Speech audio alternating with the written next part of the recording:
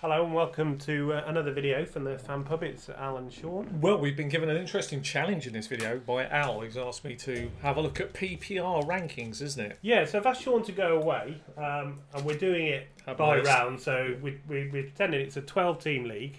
Yeah. So we're going through the first 10 rounds, and Sean and myself have both noted down somebody we like in the round and somebody we're going to avoid in that round. So give you an idea of who we like. It was a popular video last year for many reasons, covered a lot of players off. PPR is a big format, people like it. This is full-point PPR. I'm interested to know your list. As we go on, PPR is becoming the new standard, really. I mean, a lot of people play it.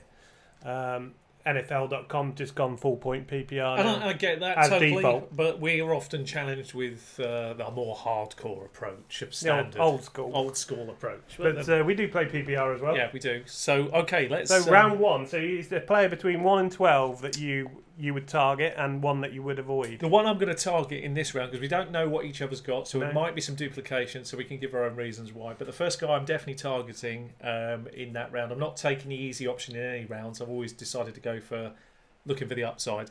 I've chosen OBJ. He's in. We've talked about him a lot on this program. I think he's got a potential chance to be the top number one wide receiver for this year. He's going at 12. That's fabulous value. Funny enough, I got a draft on Saturday. I might be 12 or that range. I might consider taking him. So I put him on the list. He's a great PPR target, great situation. Everything's trending up for him. Sky's the limit. I want a piece of that. Okay, well, let me just... My first one, I took the easy option. So okay. Give me a top 4 RB any day of the week. Zeke's holding out, so he's out. So I can't take my favourite. But I'm not going to take Barkley either. I'm going to take, because of the offence worries with the New York Giants, Barkley's a great player.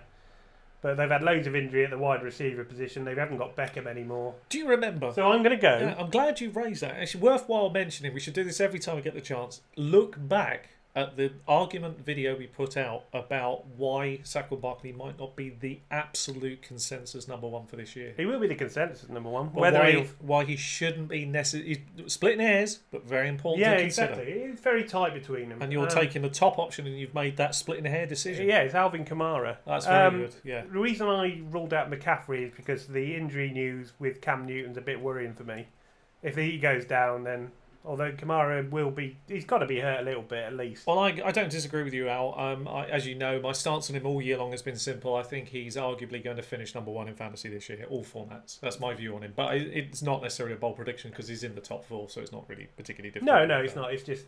If I get number one pick, if I'm lucky enough to get it, in a PPR league, I'm going to take Alvin Kamara. So a good shout. Who's your... Shall I go one to avoid first? Yeah, go on. I'm taking Connor at 11. That should be no huge surprise. He's on my bust list. I'm removing him from any options at all. I'm not taking him. If you haven't seen that, have a look at the video on why I don't think Connor is a good option. I'm just going to touch a couple of points why here for this video. It is in the bold prediction video, but the way the Pittsburgh is a team in flux, that means there's change. They're missing 2 key offensive pieces. So they've got to readjust the team. You've got to get your mindset out of, well, Juju can lift off where Brown was. You have to remember he hasn't got anybody really technically to work with. He's having to do it all himself. That changes things.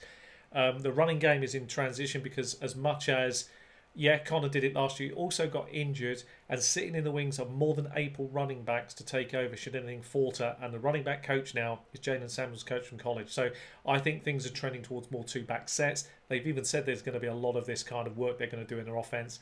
So I'm avoiding Connor because I don't think he can return the value I want in the first round. Yeah, so it's more about the value you don't like.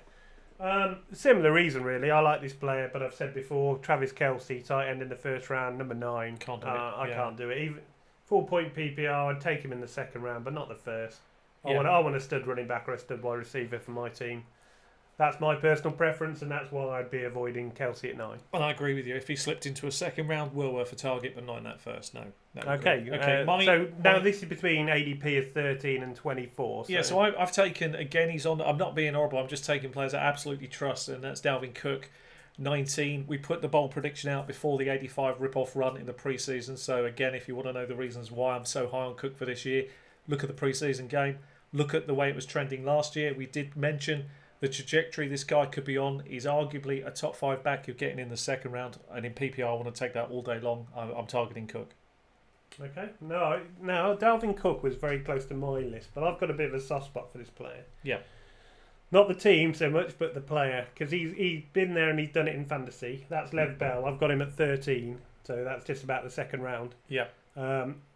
He runs the ball. They've not got a bad O-line, the Jets, despite not being one of the best teams in the NFL.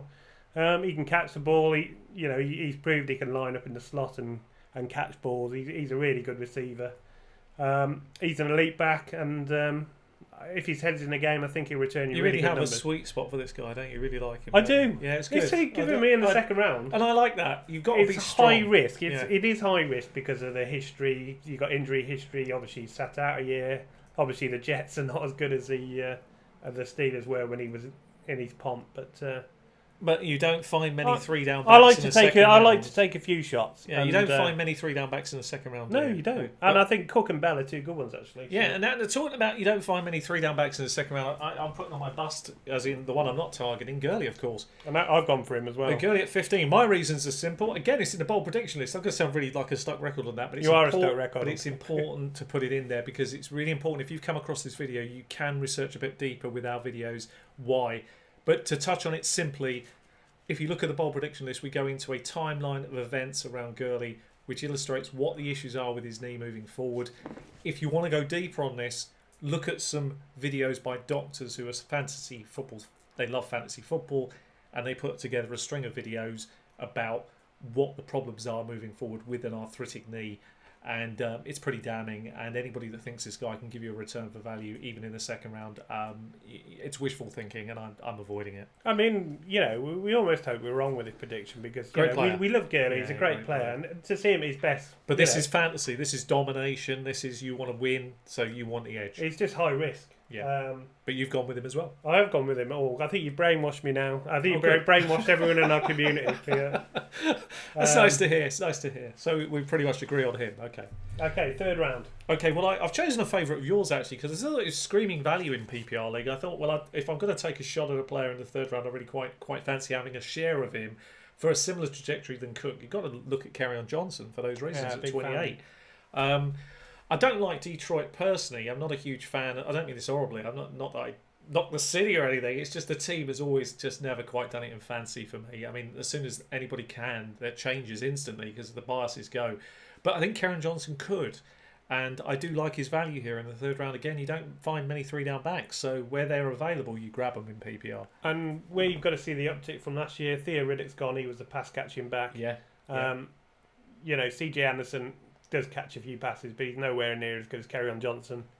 I'm a big fan as well, but he's not who I've gone for actually. That's interesting. So who did you go with? I've gone for I had Lev Bell in the last one. I've gone for another high risk. You can't go with Lev Bell again. No, I'm not.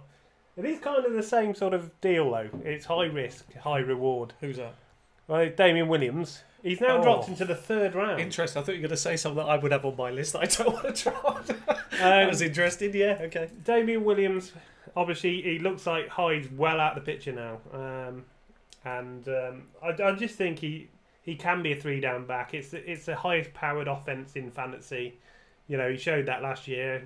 Oh, you're a brave man. Mahomes threw a great catch to Williams in pre-season. They look like they back to normal. Cover it with Darwin Thompson if you want, because I think he could have a good. But he's rising up the ADP all the time. He was high on our sleepers at 200 and something. He's now in the top 100. So yeah, a lot of that value's gone. But Damien Williams' value is third round now. And if you're going to go, you got to go for it sometime. Try and win your league. Yeah, I'm not. It comes with risk. So don't come at me if he goes wrong because I'm telling you there's a risk, but there's a big reward as well, and that's what I'm chasing. But I did nearly put him on my I'm not drafting list, but there is a guy that stands out even more, so I went with him. So this is what an interesting difference of opinion on that, and I like that. And I'll tell you my reasons. I'm not a fan of Damien. I get what Al's saying, absolutely. Oh no, I know there's risk. What he's highlighting is the positives, the potential for it to knock it out of the park. I get that, but I think the floor and the ceiling are like in two polar opposites with Damien Williams. Well, they are. It's whether he can he stay the longevity, and that's the gamble. But you tell me how you're going to live with my team of Alvin Kamara, Lev Bell, and Damien Williams. Very easily, because I don't think either Lev Bell or I'm going to have 80 Williams. points from them three. Yeah, I'm sure before you even get a point from any of your jokers. We'll see what happens. Anyway, that's an argument for another time. Who are you avoiding in round 3? Right, who am I avoiding? Leonard Fournette. He's my regular avoid player. I don't ever go near this guy. Look, he hasn't done it for 2 years. There's a very simple thing in fantasy football. There's Freeman's in that mould. Fournette's in that mould. Look, if you've been injured 2 years, it's incredibly difficult to come back and be fantasy relevant. I mean, it just rarely ever happens. So I can't even remember a player that did it. So because he can't stay healthy, I don't care if he gives me 5 good games. At some point, he breaks down and he's out for the rest of the season. Not touching him, he's out. See, I can see a lot of people will chase. Again, it's a bit like Damien Williams, Lev Bell. It's a big upside if it comes off. Same with Devontae Freeman, because they can put up big numbers in their bomb. I'm glad you've said that. I'm so pleased because. Let me put it. No, I can see why. I wouldn't take him. Devil's advocate, absolutely. But I'm just saying, I'm glad you said it because it's important for those that might be new to our channel to hear it. When people say to you, "Could, what if, maybe," I think it's time to quit. So teams could, what if, maybe. Yeah, that's the worry. That's what I'm going to call it. Could quit. And it's steamrollers over your jokers, isn't they? Okay, let's move on then. Yeah, Zach Ertz is. This is going to be a recurring theme. Tight ends. Zach Ertz. Oh God. There's a time and a price for all of them, and Zach Ertz. That's a good shout there. Actually, he's not getting any younger. No. I actually prefer Goddard as a player, not as a fantasy player. It's all that. Well, you mean longer term dynasty? Yeah, player? yeah. I think he's a better player. Zach Ertz has done a great job. He's been pretty good. I can't admit it, but I'm not taking him. I just can't. No, there are no. I wouldn't be going anywhere near. It's hard to celebrate when you're a Dallas fan. It's hard to celebrate an equal catching the ball. Never mind. Yeah, that's fair. It does hurt. It literally hurts. Yeah, that's fair. I wouldn't draft him this high, tight end either. Okay, interesting first 3 rounds. We now move into the more nitty gritty of the drafting board. So I reckon we're going to be the same here. Similar could be. My guy that I'm picking out as an absolute must-have is Carson. That's interesting, right? At because 42, I just couldn't refuse that power there at 42. I think that's cheap. That's weird because you picked my top of my guy sleeper. Yeah. And I picked your guy that you love, David Montgomery. Well, I didn't need to touch on him again here. You see, the thing is I thought to myself, I've already talked about Montgomery so many times, I can't keep referring back to the look at my bold prediction list. So I went with Carson because we haven't put him on the list. He could have easily have crept into the list. He's too high octane, and if we're going to highlight some real value here, I thought, well, I'll put 42 on. This is Carson at the moment on the ADP. I think he's woefully, criminally undervalued. I mean, if we take Fournette and Damien Williams as examples of potential high-powered third-round players that could deliver, I think this guy's a certainty to deliver. I mean, the only thing that stops him is an injury, and he hasn't shown that so far. So I like him. So that's why he's on my list. And you've taken my good old friend Montgomery. Yeah, good. Which is weird because that's a sort of role reversal. Yeah, well, that's okay. That's fine. That's how I love Carson as well. I think in the 40s it's a stupid value. Same with Montgomery. They can return you big numbers. Well, Seattle run the ball more than anybody else. Well, we've been saying for a long time about Montgomery. Sorry to say it, but it is in the bold prediction list, and it's there for a reason. But we've been saying this a long time about Montgomery. This is the key point to him. Is that the reason they had to make a change, the Bears, they felt they were a step away from being superb last year, was the fact that the running game was too easy to read. And from a coach/coordinator's point of view, it was. I could predict their plays every time they went on the field. I could predict it through the personnel they were running. This now throws that all out because once this guy's in, you don't know what they're going to do. You don't know if it's going to be a pass or because he can catch. And he is a physical monster. The longer the game goes on, the more dominating he becomes. So, great player. So he's kind of Jordan Howard on steroids, really. I think he's more like a Marshall Lynch. Let's hope he's not on steroids. More like a Marshall Lynch with some real power to his game. So he should be interesting to watch if you like that kind of game. Well, you've made my point. So, right, people to avoid in the 4th round. Yeah, well, I've gone with Sony Michel at 48, just at the edge of the 48. I'm not touching any New England back under the 100 ADP metrics ever. I'm not doing it. I've learnt my lesson with this. Never trust a gift horse that New England will give you because it will never be. It's like because you can't second guess. It's like all that's it's that classic. It must be gold. It must have it. And it actually always ends up being fool's gold. I'm not. You fooled me a couple of times, Bill. Not a third. You're not paying a high price. I'm not paying a price for Sony Michel. I'd rather take Damian Harris late in the draft and see how that plays out. If I'm wrong, it costs me nothing. If I'm wrong with Michel, it's hurt me a lot, and I could have had better players. So I'm not touching it. I'm not against you being hurt. And there is, injury issues, some things in the off season that worry me. there's a lot. I'm pretty worried about knee that issues. Yeah, big worry about that. So I'm not touching him. So he's off my list. I'm really sad to say this guy because it's no fault of his own really. But I'm going to put in Marlon Mack at 43. Yeah, that's fair. He's never really been your prototypical pass catching back anyway. I mean, he has been doing a bit more in the off season, but there's some breaking news coming in that losing Andrew Luck obviously has made a big difference to his outlook and to the whole Colts outlook really. So unfortunately, it's Marlon Mack at 43. The message I had just coming in, I'll just read that out. I only got a snapshot of it. Somebody said that as a beat writer, so you can't read too much into it. Melvin Gordon will be back by week 1, but whether that's true or not, we'll have to find out. Well, that'd be big news if it's true. So. If it would be. Anyway, very good. Back to this video, round 5. Yeah, round 5. Okay, so breaking news is always fun, isn't it? Right, round 5. So this is from 49 onwards, isn't it? I'm going to take, for my breakout guy, is again another player that's high on my list. It's no surprise. It's Calvin Ridley. I think he absolutely exceeds 55. I think you're looking at a player that takes over the baton role in Atlanta, and I do honestly think this guy will fly through the year. 13 games in a dome, a quarterback that's a top 5 guy who's done it twice in 3 years. You're playing opposite Julio Jones, so you don't have to carry the load yourself this season. I think trending up, and I just think that this guy could easily be a low-end wide receiver 1 by the time it's all said and done at the end of the playing year. devil's advocate, as we do, to each other's. Yeah, got to. Reports coming out of Atlanta still have Sanu as the number 2 wide receiver. Does that not worry you at all? Ridley's still said to be behind. Do you think that's how Atlanta will set up this season? I don't know. I'm asking you. Sanu that's what people are saying. No, Calvin Ridley was a star breakout candidate last year in year 1. They don't regress. Not wide receivers, so the only way is up. So the guy's got everything you're looking for, and I think they know what they've got on their hands, and they'll see how this plays out over the course of the year. I think he could easily take over the baton. You don't think Mo Sanu's a star? I've never thought Sanu's a star, to be honest.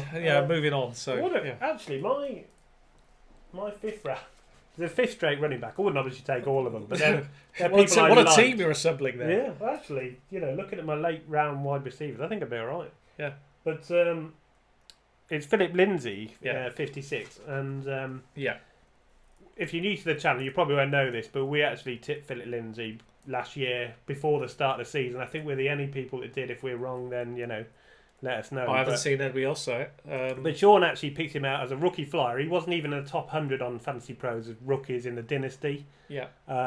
He picked him on that, and then he told you to watch out for this guy. I told you what he could do and what he was capable of, and he did exactly what we said in the video. And ended up being a Pro Bowler. Yeah, it's a great piece, actually. And I'm glad you put him on the list, because people still doubt him today, doubt him at your peril. The guy's more than capable of... And I know it's a difficult offense. I'm not saying, that he's going to challenge for the top 5 numbers or anything like that, but at this point of the draft board... Yeah, we're talking round 5. You're looking for the best value possible, and Al highlights a great player with tremendous heart who will fight every inch for your fantasy team. And Foreman doesn't really catch the ball well, does he? No, he doesn't, no. And then there's Devontae Booker, who doesn't do anything well. So he gets injured well. Does very well at that. Yeah. He's just right. Your player to avoid. Right. So when my one to get, we talk about Ridley. I'm talking AJ Green on this list. That's sacrilege. It's absolutely deserved. Sorry to say it to AJ Green. Your best days are behind you. It's like watching Jeremy Hill in reverse. Look, the reality here is that this is an older player dwindling towards the final part of his career. Interestingly, you actually give me all the ammunition I need to put him on the list, because you've run a brilliant video out where you've done a lot of work on the kind of running back schedules that certain teams are going to have to face this year. And you'll notice carefully, if you look at that, Cincinnati's in that bottom red zone. So the running game's going to struggle. You're putting the ball in Andy Dalton's hands. AJ Green is going to be back what could go wrong for the first few weeks at all. There's a lot of issues here. This does not look like a good year. And I'm talking about hanging a player out to dry. Poor AJ Green. Repeated injury woes. I suspect more of the same for this year, so I'm avoiding. Great player when he plays. It's just how many games. Well, I'm appalled by you. Thank you. Oh, I love AJ Green. Well, I think he'll fall to round 6, AJ Green. So nice to be I'm appalled by you. If you can get a wide receiver that's like elite there, in round 6. I love it. In round 6, I think you could take him. My round 5 bloke to avoid. Did you take him in round 5, AJ Green? Yeah, I would take him. Yeah, have you taken him on your list? I'd take him in round 6. Okay, fair enough. which I think he'll fall to because he might well do it. There's all these scaremongers like you. Yeah, there is. Yeah, elite scaremongers. It's what's happened. Listen to the word elite. Okay, elite. Yeah, who have you gone with? Don't worry about his legs. Not important. Evan Engram, I've.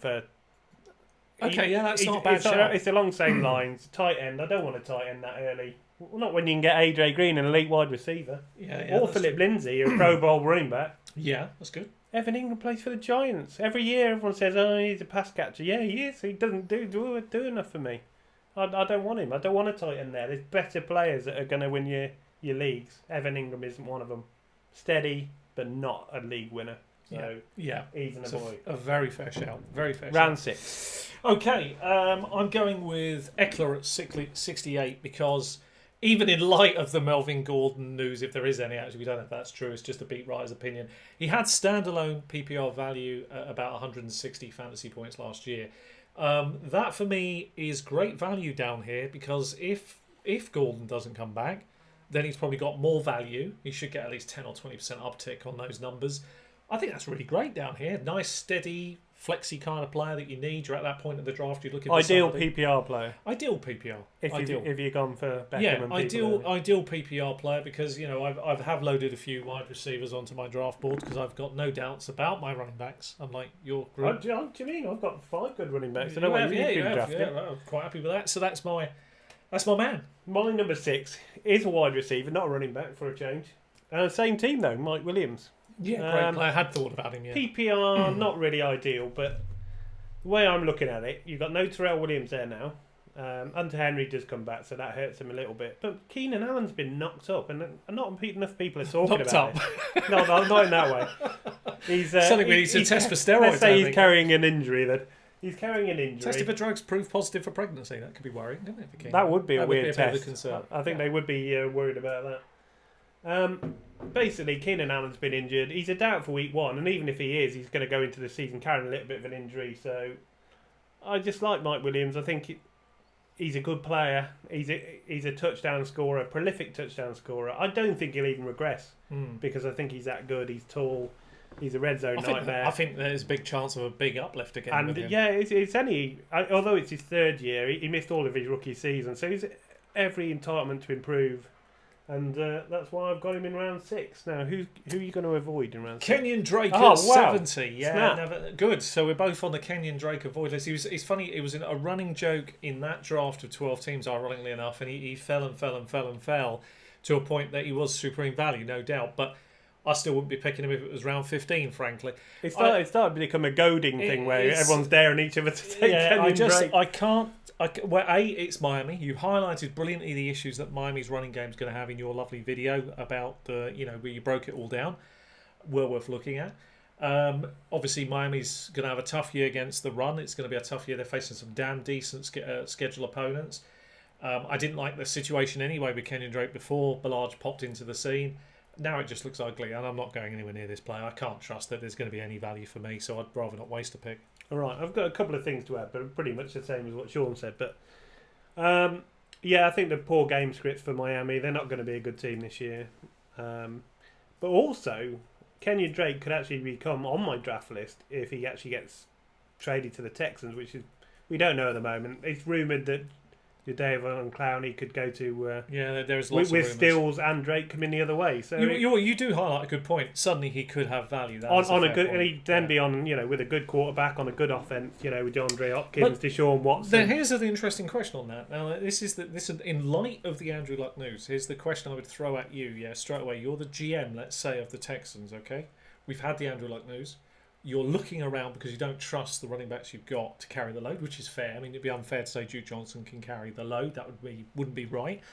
So you're shopping around looking for a potential 1-year deal, somebody to give you that, year ahead to keep the team honest. Yeah. Kenyon Drake blocking ability worry you at all? Well, in the light of the Andrew Luck news and needing someone to pick up the Bledsoe? The players I think that would be ideal, Jordan Howard. Yeah. I mean, if he was to go to the Eagles, if they're going to trade Clowney to the Eagles, yeah, that would make sense. Jordan Howard would be a good back. Yeah. I think that makes a lot of sense. Jay Ajayi for a year. Can he do the blocking work? I think so. He's quite a big guy, isn't he? McCoy might be a good fit for them. I've seen him do a video on blocking. Because he's English, we get sort of inundated with things like that. Yeah. he's a good player. Obviously, he's coming off a injury history, but he's probably the best available on free agency at the moment. So it highlights an interesting question a GM would have to have. Yeah, I mean the other one. I mean you've got to look at someone like San Francisco. Got four backs in Mostert, McKinnon, Breeder, and Tevin Coleman. There's definitely a surplus there where a deal could be done. Yeah, absolutely. That would massively elevate value. So good point. Great point. So there's a few targets they could go after. Like that. Good additional points. Really good. Okay. Right, to avoid, in round 6 we both chose Kenyon Drake. So like I say, if the news changes, that would be round 7. Well, I'm now at the point of a draft where I'm trying to hit it out of the park here in a PPR league. So 12-team PPR. I'm going to go with Miles Sanders. I think I'm going to get his name right for once. That's right, isn't it? Yeah. Good, I got it right. I normally say Saunders. So 74, great opportunity, great team, really interesting year ahead for them. Don't think he starts the year as the one, but I think he shakes out the pack to become the one, and that's what I'm looking for with this pick. I want someone who's going to give me points a bit later on into the season and something that's going to be a huge uplift for my team. I really like his opportunity, and I think he can do all three phases of the game. The question mark would be on blocking at this stage. From what I've seen, it looked okay, but I'd still have some questions. But assuming that he can pick that up and it becomes part of his game, no reason why I couldn't start. Yeah, I saw a video on him blocking pretty well in pre-season. Yeah, looked very good. Looked good enough. And all I'd say is it's just not quite seen enough yet, but I did like what I saw. Right, my one, I do like Sanders, I'm a big fan of him. He's on our sleeper list. Obviously, he's climbed a lot since then. Yeah, so he was in the 90s when we tipped him up. Now, not so high. Not so good value now. A bit like this guy as well, Curtis Samuel. I keep putting him up. Round 7, I've gone wide receiver. I've gone running back heavy early on. I'm looking for Samuel. He's getting all the right signs, all the right signals coming from the camp there. Cam's injury hurts him a little. Obviously, a sprained foot, that isn't ideal, but it's sort of almost like a dink and dunk offense now with Christian McCaffrey. You think in the slot he can really capitalise, particularly in PPR? Yeah, and Samuel's he's got speed, in space. It's almost a good shout. I just think it could be pretty good. A lot of catches. He does end arounds. I think he's an explosive player and he could be very good. It's a great shout. Yeah, I like that. Yeah, no harm there. Okay. Are we avoiding around? Well, it's an albatross player, so this is a player that I'm avoiding because I can't stand them, and I'm sorry to say, it's Sterling Shepard. I don't care if he's your only wide receiver in New York. You can have him. He's often injured. I don't trust the guy. I don't like the offense. Only part I like is the running game, and I really don't trust Eli Manning's fading arm. And I suspect Daniel Jones comes in a lot earlier. That changes everything. Maybe Shepard after 4 or 5 weeks has a value, but that's 4 or 5 weeks I needed that wide receiver. So I'm not hesitating any guesses on him. When's Eli ever let anyone down in fantasy? Well, for the last few years, we will leave it there. But right now, Sterling Shepard, I just can't trust this situation. Things could change rapidly with a quarterback Let me make a counter argument because I see the logic. He's the one, but he's just so often injured. He was on pace to get over 100 targets last year until he got injured. Yeah. That's my problem with him. But then Beckham's gone since then. He reminds me an awful lot. The targets could go. It could, but then he's got to now face, of course, the other conundrum, which is a lot of additional attention. So I just don't like it. Yeah, it's hard to be in the one. I just don't like it. So I'm avoiding him. I just think there's better targets. I can see the counter side of that argument. Yeah, I just don't want to touch that player at all. Not this year, not without offense. Just not interested in owning any shares of that part of it. Okay, round 7, player to avoid for me. Jared Cook. I mentioned it on our Do Not Draft video. Good one. Yeah. Just for the reason there's a lot better players. Picking on those tight ends, aren't you? Well, there's a lot better players that are more valuable to your team. Definitely. Don't draft these idiots in round 7 unless you want 100 points. Yeah, for the year. You can get that down. You can get that lower down probably, or stream them. Yeah, I mean, just fill your bench full of talent. Yeah. Get them in. I mean, get that depth. Don't worry about a tight end unless you take one early. There's some good ones there, but Jared Cook. I think last year was he'd had 2 years before last year where he had a fairly decent year. Yeah. He'd had 1 touchdown and 2 touchdowns. Yeah, he's just inconsistent. I cannot pay a 7th round price for that. I mean, I know he's with the Saints. It's a better offense. It'd be horrible all year looking at your point total, wouldn't it? Letting you down week in, week out, except for 1 week. I learned my lesson from drafting Kobe Fleener one year with the Saints.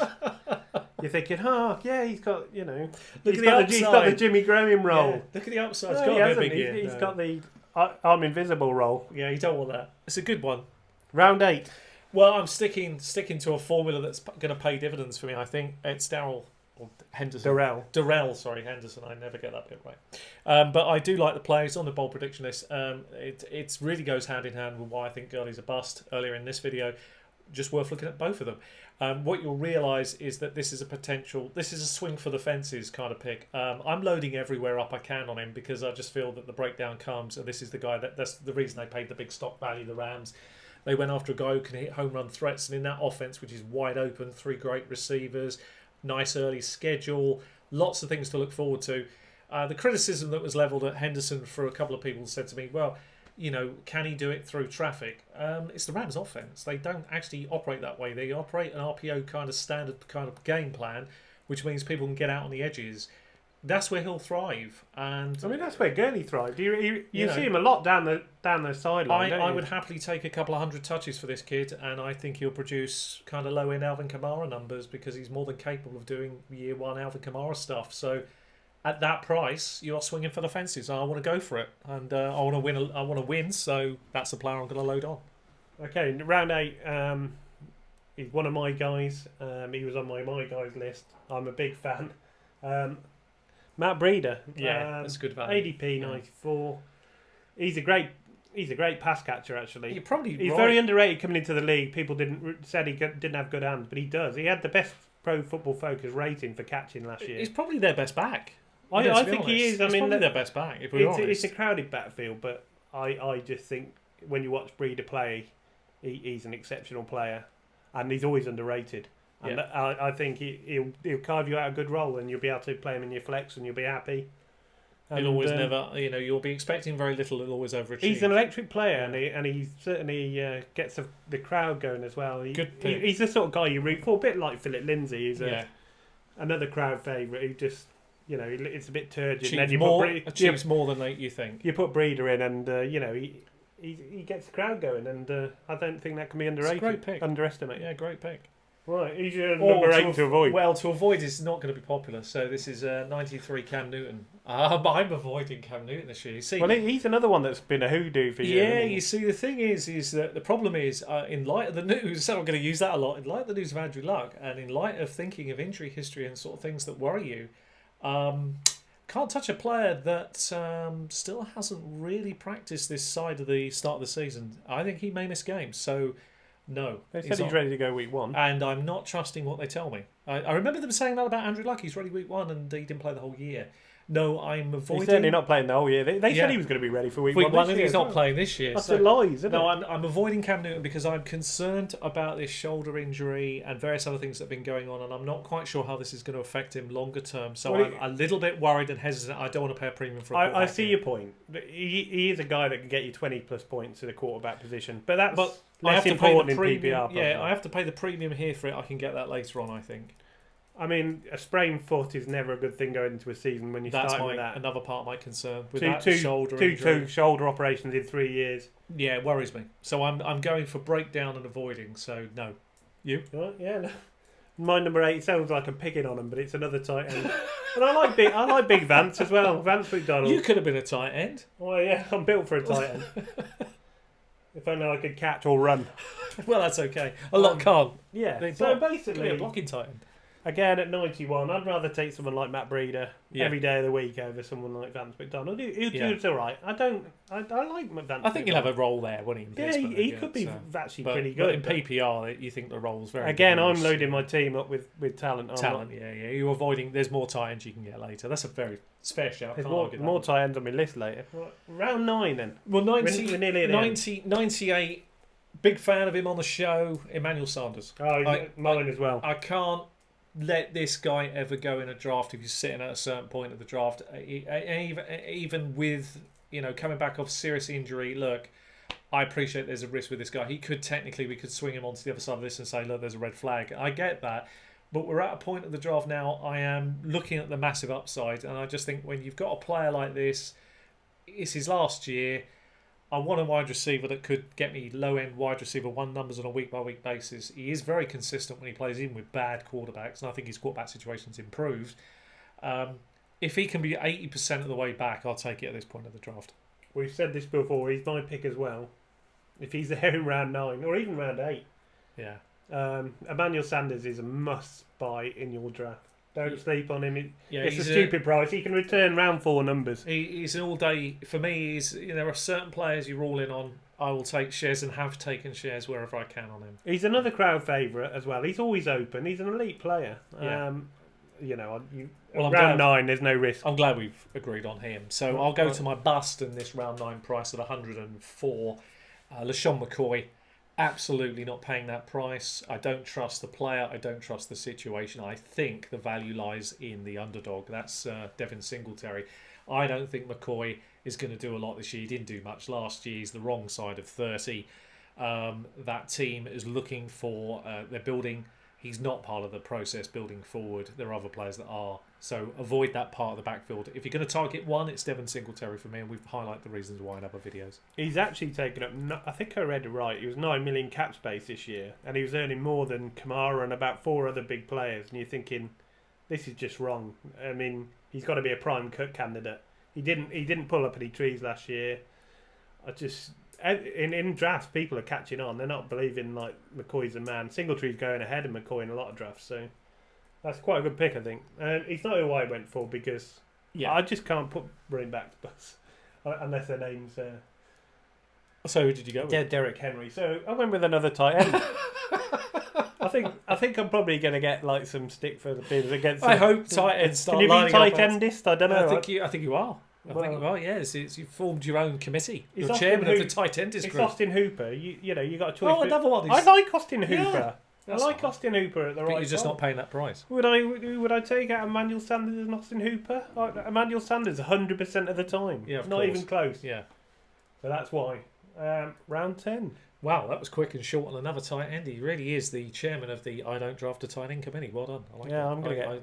Sorry if you're a tight end. It's nothing just form an orderly queue, and we'll let you have a few minutes with Al. See how you can convince him tight ends. They're big blokes, aren't they? I think they'll be in trouble. Anyway, moving on. This final round here, I've gone with 110. I think it's 110. It's Jalen Samuels.